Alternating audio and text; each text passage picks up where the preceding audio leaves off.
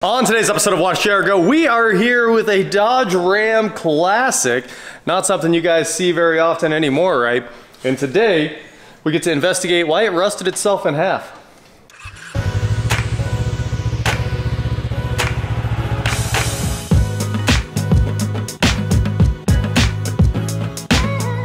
What is going on, guys? I am Watch Share Go, and today, like I said, we are here with the, what year is this? 06? 11. 11? Man, the Classic really messes with your head, doesn't it? It went on for so long, you have no idea what year the truck actually is. But Eric's jacking this thing up right now, and underneath here, we get to take a look at some broken... It's over here? It's over there. Okay. Oh, I was wrong. All right, well, it's over here somewhere. No, you know, go back over there. I'll go back over there. No problem. Don't drop her on me.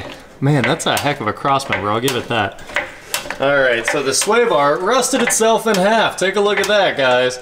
Monster sway bar under here. That thing's an inch and a quarter, and the entire end of it has rusted off. So we are going to replace this thing today and replace all the other fun stuff that goes with it. So we've got a bunch of sway bar end links, sway bar, a new sway bar, bushings, basically everything to put it all back together. But it's pretty interesting that this thing came apart. So we're gonna get in here and do a little investigating too, and see if we can figure out just what happened. Harbor Freight jack stands, that's what I'm talking about. Safest ones on the market. They are now. They are now. Remember when your mom's was broke right here? Yeah. You'd make a popping noise every once in a while? I thought hers was the rear one. The rear one, yeah. Yeah, yeah. But we never could understand how she broke it.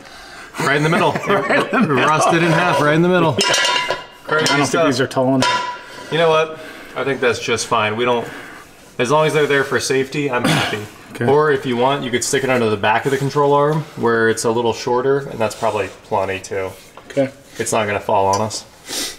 But if it does, it's gonna hurt. All right, guys, Eric's getting ready to start pulling the sway bar off here. And over here, we've got a whole bunch of fun stuff. We have the new sway bar, which it's time to open up, and new bushings for the sway bar, new end links for the sway bar. Just a bunch of stuff that Lucas brought over here. And let's open it up. Hopefully you got the right one.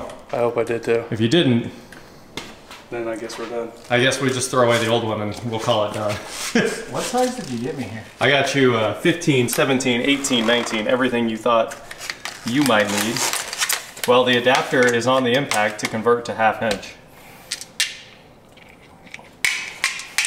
What? This doesn't make any sense. So you got 1/2 inch and you got 3/8. That's 3/8. It goes on the impact. Just because it doesn't have a retention ring doesn't mean anything. Scares me. I was like, what? Hey, you did it! First off, worst tools ever made. Oh, please. Get out of my life. Get out. Do you promise? I'm going in. Okay, holding. Oh, I know why it doesn't work. Wait. We don't need to hold this. Oh yeah, we do. Go ahead. Oh, because there's nothing to...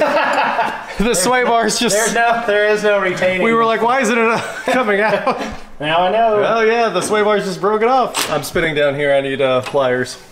So, while you're finding pliers, You want a vice grip? Vice grips sound awesome. I love vice grips. I don't have any. Okay, we're almost totally done now. Did you get it? No, I just don't want it falling on my head. That's our only goal here. Okay, coming down, coming down. There we are. There's the old sway bar. Got the little Chrysler logo on it there, but that thing has fully rotted through. That is crazy. Where do I need to clamp it here in the middle? No, you need to clamp the very bottom, right above the control arm, and that's where it's spinning. Here or yeah, just... right there, above. Yep, that's where it's spinning. Spinning's winning. Spinning is not winning in this case, though. Typically not winning at all, actually. Typically, spinning's not winning. So here is our new sway bar, and we have the sway bar link off, which was a little bit of a nightmare. You can see where the vice grips did their magic right there. But we got this thing all apart. Huh. Where they smashed the pipe together, they like created the rust right there. Yeah. So it was like that, wasn't no? I think you're right. This is the bottom, so it would have. Oh yeah. Okay. Get the welder. Get the welder. Put it back together, and then you can return this. I don't know what you. This is how you sent it to me. Is this? Also, why didn't we just vice grip that bad boy together? Yeah. We could have. What you do is you put vice grips on, then you weld the vice grips. Then it's never coming apart. Yeah. Facts. But we're cheaper than that, so we would have definitely done a license plate because it's never gonna. License plates are solid too. That's how you fix. That's body work. All right, so we need a big hammer to get these bushings off because they will not come off. Well, I'm gonna grab a hammer. We're gonna beat this thing off. Wait a minute. And I'll put my foot on it, and then you hit the other side. Ready? Okay, go. That's it. Works every time. We did beat it off. Yeah, it works every time. We can't use. You do need 2 guys to do it. That's the problem. It's just getting worse. It's getting worse. It's not getting. All right, here you go. You ready? And go. You're not holding. Hold on, let me rotate. There you go. Okay, now I'm holding. Ready? Hit it hard. Bang, bang. Works every time. Throw that in the metal trailer. Yep, metal trailer. Here. Where's the metal trailer? It's the side. all the way around the side of the shop. Yep, you'll see it. Well, guys, you saw it take like 30 seconds to get that sway bar off, right? We just had to pull one sway bar and link off of the control arm. The other one was already broken. And of course, the 4 bolts that hold the sway bar onto the vehicle. It comes apart so easy, but when you have new bushings, they do not go on easily. So here's what we ended up doing. We had, luckily, the bolts on the ram are M10 by 1.5 millimeter, and that's the thread pitch. And we grabbed a longer bolt, much longer than this. This is a Mini Cooper subframe bolt, but it's the right thread pitch and everything. And we stuck this in the bottom of that thing because those bushings do not want to clamp back down.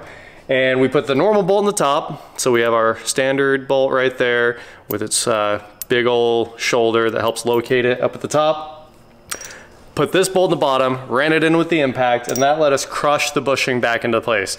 That took quite a while. So we have one done. You can see the passenger side there. It looks really nice, all buttoned up back to the factory bolts. And now we have nothing over there on the driver's side, so it's time to redo the whole routine again.